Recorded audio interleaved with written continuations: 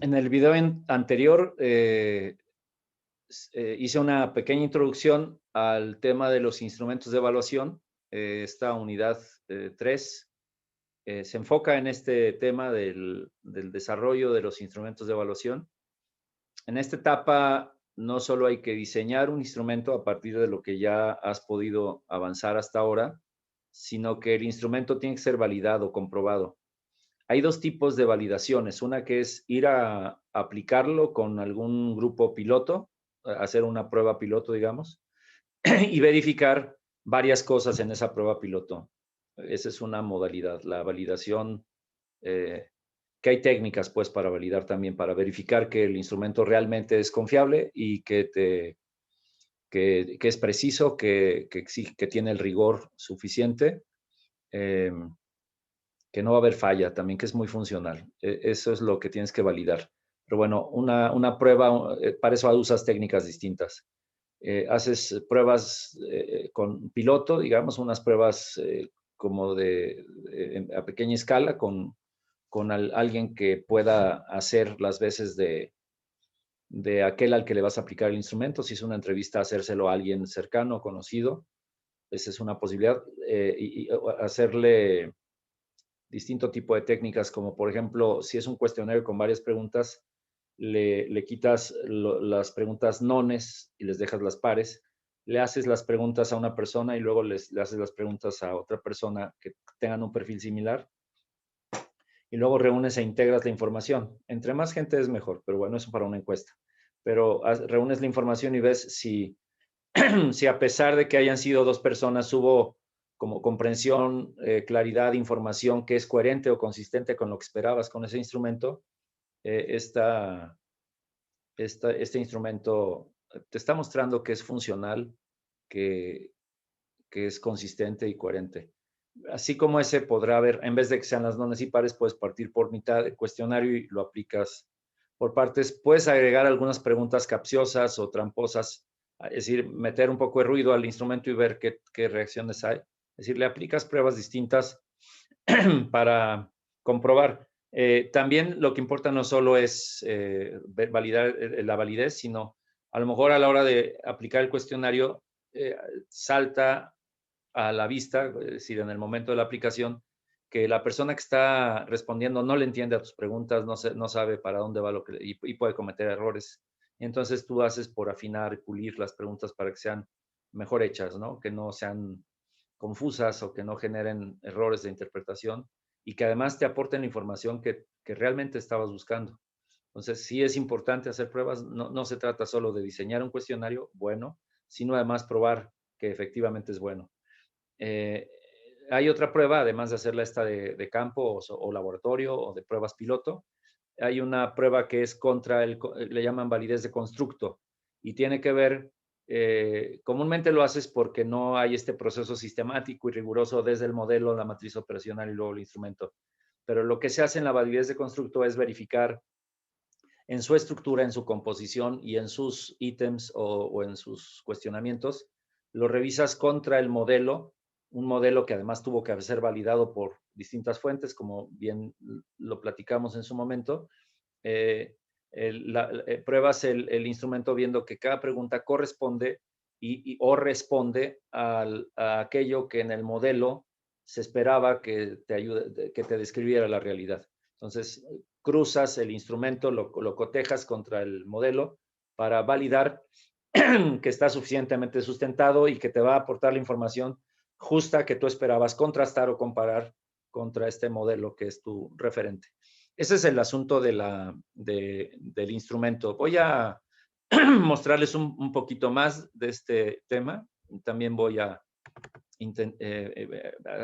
hacer ágil esta presentación. Es muy breve.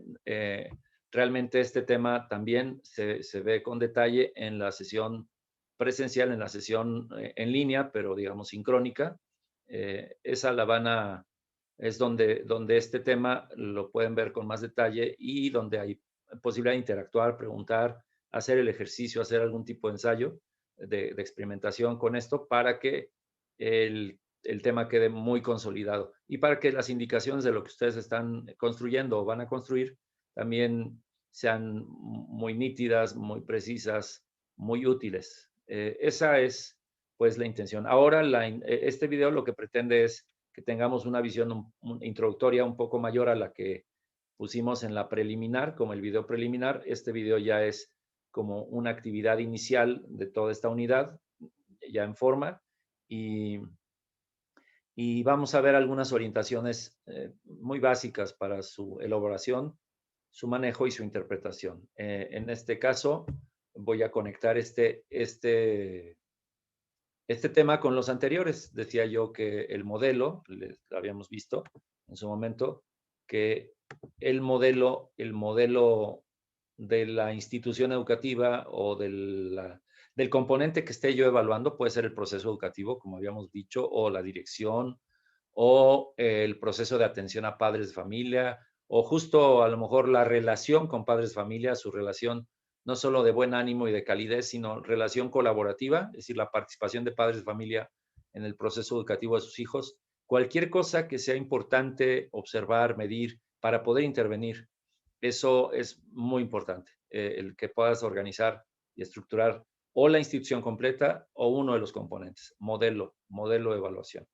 Después del modelo de evaluación nos fuimos a la matriz operacional, que tiene que ver con desglosar y puntualizar los elementos que descubrimos en el modelo, que construimos en el modelo, los desglosamos, los puntualizamos, los precisamos aún más y los organizamos de tal manera que podemos llegar a tener muy claro, muy completo, muy ordenado todo el sistema, con cada uno de los componentes, sin olvidarnos de partes, asegurando que están las que tienen que estar, que están equilibrados es decir, cada parte tiene lo suficiente de análisis y no tenemos un análisis muy grande en una parte y otra parte no tiene casi nada de análisis. Entonces, la matriz te sirve para ver que todo está analizado y previsto de manera lo más amplia y equilibrada posible para todas las partes, para todos los componentes. Y ya que tienes la matriz operacional, estas cosas se mueven hacia el instrumento. Estoy poniendo aquí un ejemplo de una hoja de un instrumento de un instrumento de evaluación. Puse un ejemplo le llaman estudio de conocimientos, actitudes y prácticas. Lo hacen sobre todo en campos clínicos para ver en la población su conducta con respecto a un problema de salud. Lo han diseñado más bien los médicos, los sanitaristas, los epidemiólogos que ahora están de moda, bueno, usan este tipo de estudios, pero se adaptaron y se han movido a otro tipo de escenarios o de campos, como es el de las instituciones o en otros temas como estudios sociales y no solamente clínicos o médicos. En el caso voy a pensar ahorita, por ejemplo, en una problemática, si tuviéramos en nuestra escuela una intención de trabajar o en derechos humanos o en el tema de adicciones, por ejemplo. Voy a pensar en adicciones. Entonces yo hice mi análisis con el modelo, desglosé el tema de la adicción con un modelo, describí, caractericé, pude explicar con orden, con sistema, lo que tiene que ver con el problema de las adicciones en los menores o en adolescentes. Pongo adicciones en adolescentes y pongo los factores que intervienen y participan en el tema de la adicción. Puede ser podría ser la fragilidad de la persona que está expuesta, la amenaza y la fuerza que tiene el impulso y la promoción del consumo de la droga, la indiferencia de terceros, ¿no? Podría ser otro factor, digamos, indiferencia o silencio cómplice, ¿no? Es decir, tantas cosas que se juegan en el tema de adicciones. Bueno, yo ya construí mi modelo de adicción en adolescentes y a partir de la adicción en adolescentes yo puedo pasarlo ya a la matriz operacional y hago el desglose mucho más puntual con las ideas y explicaciones que se les dieron y que pudimos conversar en sesiones de la unidad 2 y que ya trabajaron ustedes, bueno, ya hicieron matriz operacional y estas mismas variables, estos mismos factores, los grandes factores, los colocamos en el instrumento. Es decir, el instrumento tiene que hacer justicia o tiene que ser coherente con respecto a las cosas que subdividimos apartados anteriores. Entonces, mi modelo tendría que haber dicho en las esferas del segundo nivel que voy a evaluar los conocimientos que para mí podría ser empoderar al niño, al adolescente, con respecto al tema, al riesgo del consumo de drogas, y lo que puedo pensar como factores es, para empoderarlo esperamos que tenga conocimiento suficiente, actitudes favorables y prácticas sanas frente a este gran problema que es el de la adicción. Ya que puse en mi modelo conocimientos, actitudes y prácticas, lo volví más operativo en la matriz, lo desglosé aún más el tema de conocimientos, actitudes y prácticas, y luego me lo traigo al final al instrumento de evaluación, donde primero necesito diseñar un buen instrumento, y entonces le pongo un título, identifico el instrumento, le pongo, bueno, incluso puedo poner un report, una introducción que permita generar confianza con quien va a responder el cuestionario, le permita entender con claridad qué es lo que se está buscando, es decir, una especie de encuadre o de rapport generado emocional y de, digamos, como de acuerdo psicológico con respecto a participar en la resolución del instrumento. Esa es una parte introductoria que iría bajo el título. Los datos generales, aunque sea anónimo, es a lo mejor importante saber elementos que no lo identifiquen o que dificulten pues la identificación si es un asunto privado, si es que se quiere mantener anonimato, pero hay asuntos que son importantes para ti, si está en qué grado escolar, si es hombre o mujer, si es como la situación familiar genérica, pues estas cosas que no van a ir todavía a lo que es el empoderamiento del adolescente, sino que tienen que ver con ponernos en contexto y ofrecernos información suficiente sobre el contexto, porque eso nos va a permitir validar o nos va a poder dar elementos que nos den más significado o más posibilidades de interpretación de lo que está pasando en la evaluación de los niños con respecto a este tema que estoy poniendo como ejemplo. Conocimientos que tiene sobre esta situación de las adicciones, los daños que causa, los riesgos que existen, los engaños que se tienen, o lo que se quisiera como conocimientos suficientes que sean manejables para un adolescente sin que lo consideremos menor en sus capacidades. Justo saber que es inteligente y saber qué tanto conocimiento del que debería tener está teniendo. Recuerden que tenemos un referente, debería tener, eso lo pusimos en modelo matriz, y aquí lo que estamos recogiendo es cuál es el conocimiento que tiene. Con las preguntas de lo que debería tener, las ponemos aquí para ver de esas preguntas cuáles responde y qué tanto responde, cerradas, semi-estructuradas o totalmente abiertas, para que se explaye, pero con orientaciones, con guías para que nos conduzca a respuestas válidas, ¿no? Bueno, esos son sus conocimientos. Preguntamos cómo reacciona, qué opina, que eso nos da cuenta de sus actitudes. A lo mejor es qué harían otros, ¿no? Es decir, a lo mejor no lo te diriges a la persona, sino que vas buscando maneras. Yo decía que no solo pusiéramos preguntas, a veces hay algunas tablas que se llaman, Osgood es el autor y le llaman mapa semántico o matriz semántica. Es una tabla en donde pones opiniones totalmente polarizadas, bueno, malo, negro, blanco, y lo que haces es que él, sin que pongas números ni nada, él se acomoda diciendo eso que estás diciendo, se acerca aquí en este nivel, y entonces distintos términos que son opuestos nos van dando esta polaridad o estos matices que tiene una persona para interpretar cosas. Y la pregunta es algo más complejo que el ítem no es una pregunta simple, sino es esta matriz, esta pequeña tablita donde el que responde establece un perfil de cómo está su opinión al respecto o cómo es su percepción acerca de las cosas. Entonces es un instrumento de tipo cualitativo, pero semiestructurado, como si fuera cuanticualitativo o mixto. Te ofrecen, entre más diseñes, mejores tus ítems, la información que recoges es mucho más rica, más valiosa. Sobre todo en el tema de actitudes, que cuesta mucho trabajo recoger información sobre actitudes, que en última instancia son los impulsores de la acción. No importa si tienes conocimientos suficientes, si la actitud no está bien canalizada, te va a llevar a una mala práctica.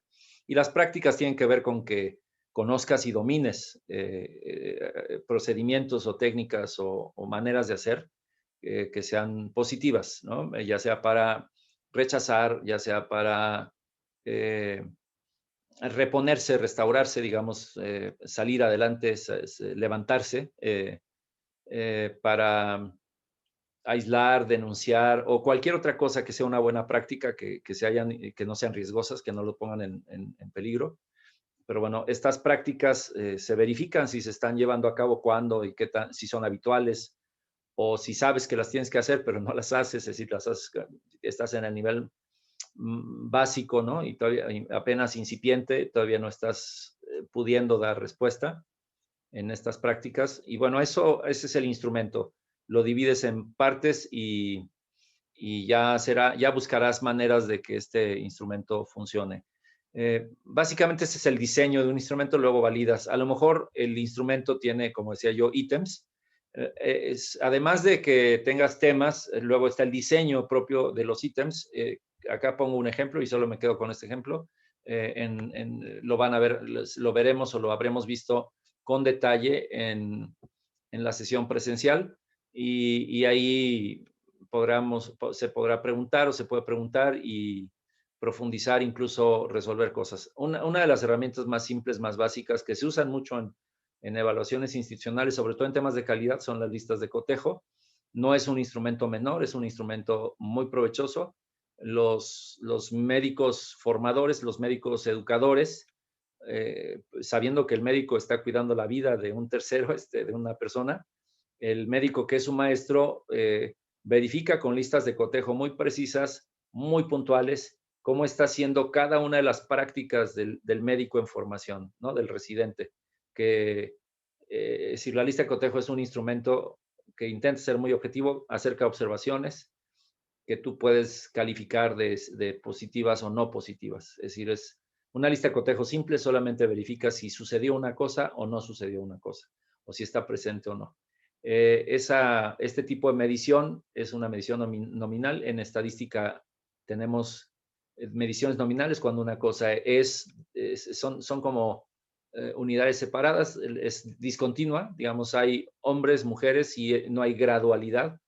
Eh, eh, bueno, no de manera tradicional, cultural, biológica, digamos. De nacimiento no hay una gradualidad. Por decir algo, hay dos géneros, o por decirlo de otra manera, hay ancianos y hay niños, o hay gente que en la escuela puede haber gente que tiene estudios menores a la primaria y estudios superiores, o estudios de primaria y menor o menor, y estudios de bachillerato o superior. Entonces puedes tener tres cosas, pero no, esas personas están en ese lugar y no están en otro. En ellos no hay gradualidad porque estás tomando una foto, y esas cosas que no tienen gradualidad, que no tienen una continuidad, se llaman unidades discretas, están separadas. Y este tipo de medidas son de tipo nominal. La lista de cotejo es un instrumento de entrada, es muy buen instrumento.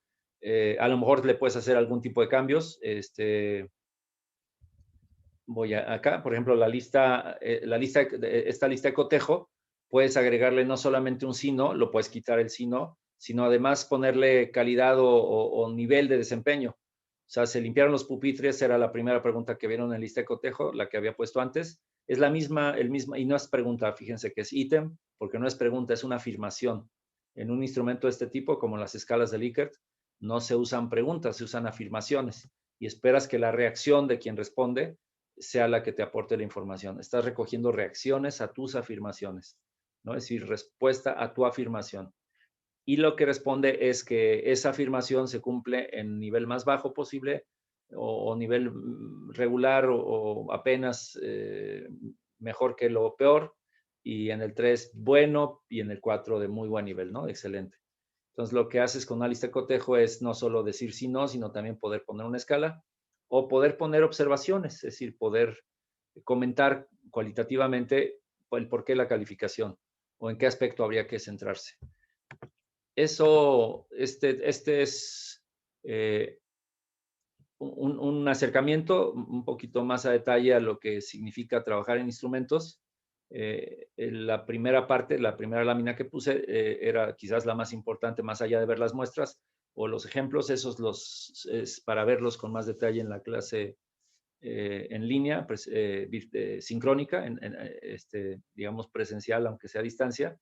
En ese momento se puede entrar con mayor detalle. Acá lo que importaba es mostrar de manera muy gráfica el ejemplo de qué sucede cuando hacemos diseño de instrumentos y que no solo se trata de, como he dicho, tomar una hoja en blanco y escribir lo que se nos ocurra con respecto al tema. A lo mejor tenemos una buena idea del tema, pero para organizar, qué mejor que graficar y luego que organizar una tabla y luego convertirlo en instrumento. Y ese es, en esencia, el trabajo de esta unidad. Y esta unidad es con lo que se cierra una gran fase que se llama preparar la evaluación.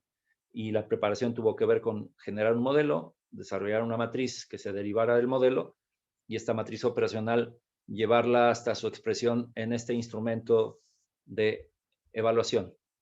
Y entonces esto es la unidad 3 y nos veremos finalmente en el último video para hacer un cierre general de la materia.